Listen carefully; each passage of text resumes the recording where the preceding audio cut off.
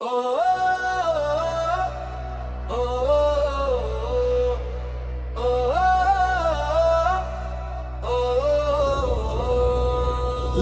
সবুজ উঠে আকাশ ছুঁয়ে গর্জে ওঠে বাংলার বুক, রক্তে লেখা ইতিহাস আজ মাথা উঁচু কোটি মুখ। মুক্তির ডাক সাহসের শপথ আগুন জ্বলে প্রতিটি ঘরে। এই দেশ কারো কাছে নত না, বিজয় আসে নিজের জোরে।